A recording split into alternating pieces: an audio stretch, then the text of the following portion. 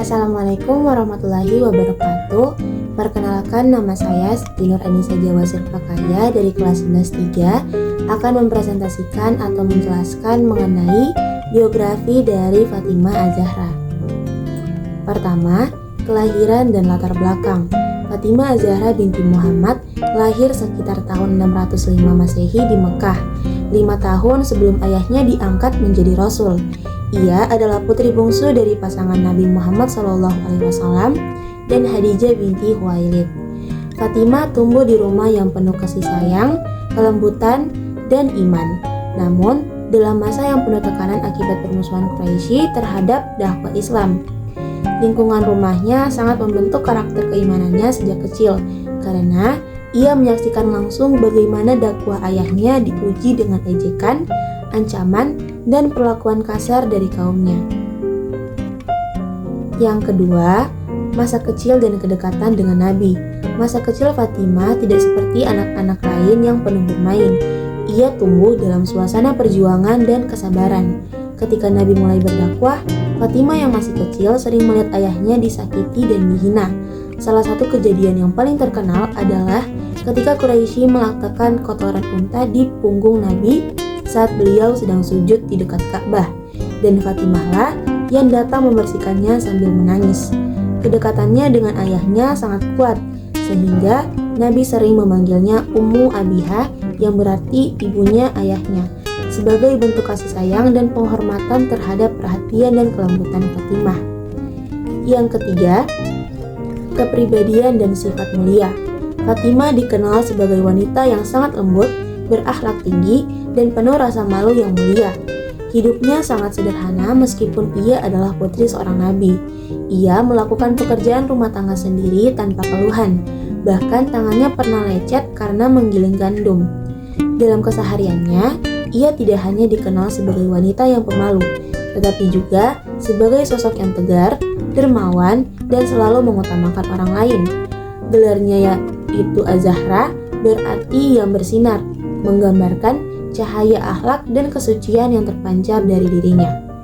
Yang keempat, pernikahan dengan Ali bin Abi Thalib. Pada tahun 2 Hijriah, Fatimah menikah dengan sepupu Nabi, yaitu Ali bin Abi Thalib. Pernikahan mereka berlangsung dengan sangat sederhana, jauh dari kemewahan, namun penuh keberkahan.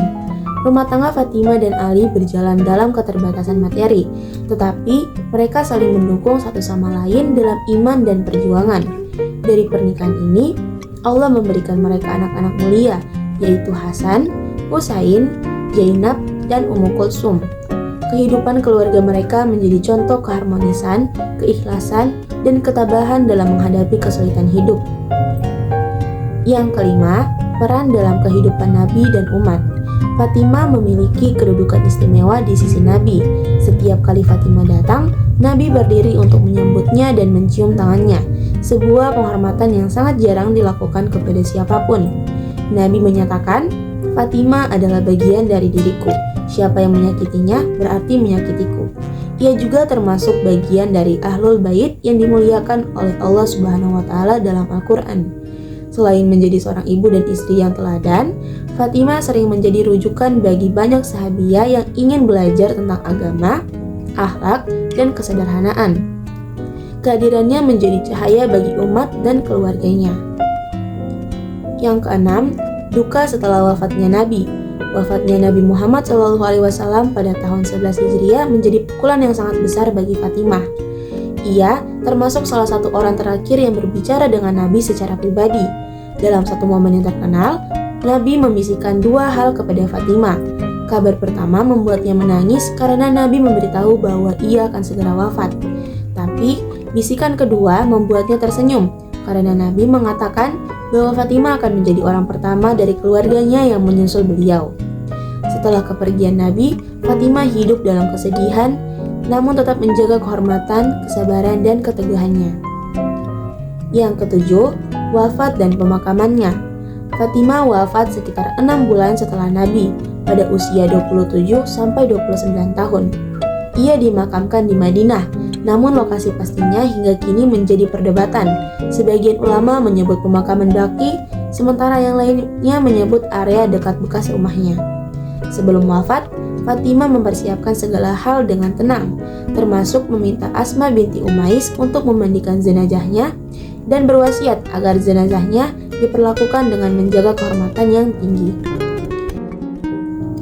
Kedelapan, warisan dan kemuliaan abadi.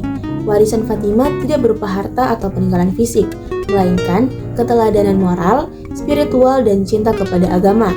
Ia dihormati oleh seluruh umat Islam, baik Sunni maupun Syiah, dan dipandang sebagai salah satu wanita terbaik sepanjang sejarah. Banyak ulama menempatkan dirinya sejajar dengan Maryam, Khadijah, dan Asiyah sebagai wanita paling mulia.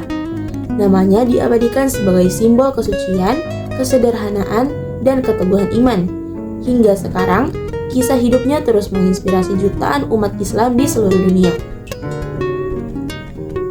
Kesimpulannya adalah, Fatimah Az-Zahra merupakan figur sentral dalam sejarah awal Islam yang dihormati karena ketakwaan, integritas moral, dan kontribusinya dalam kehidupan Nabi Muhammad SAW dan perkembangan komunitas. Ia tumbuh dalam lingkungan kenabian, mengalami fase-fase penting dakwah Islam, serta menjalani kehidupan rumah tangga sederhana bersama Ali bin Abi Thalib.